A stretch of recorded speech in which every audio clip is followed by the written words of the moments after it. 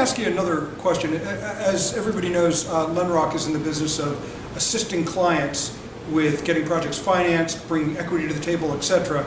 And we're always interested in, from a banker's perspective, what are some of the common mistakes that you see people making, developers making, when they're seeking financing?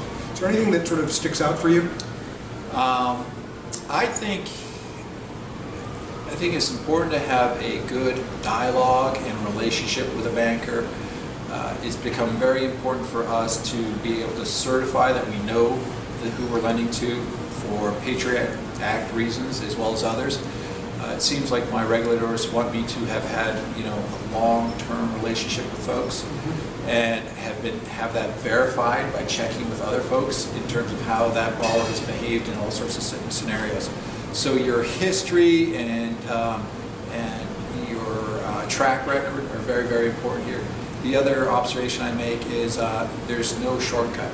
Things take time to process right now. So I live in a system now where there's probably 2-3 more people I have to speak with before I can get my approval squared up.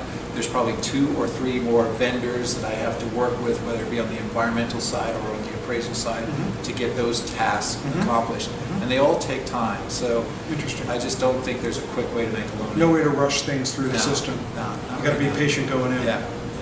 Okay, understood. And I guess a last follow-up question for you, Tim, which would be, what kind of, and this is a fairly general question, so we'll just sort of ask you to prognosticate for a moment. What kind of real estate climate do you see going into 2013?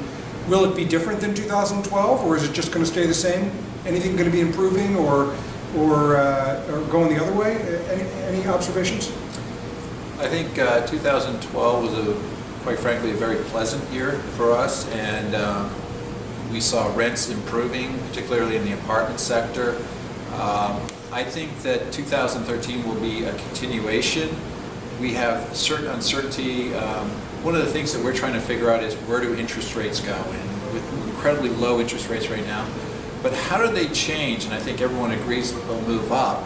Do they move up quickly in a kind of jagged, kind of jerky motion, or do they move up in a kind of controlled fashion? And I think what will be interesting is, if they start to jerk, that will force people to start making some decisions sooner than they thought, and it will change.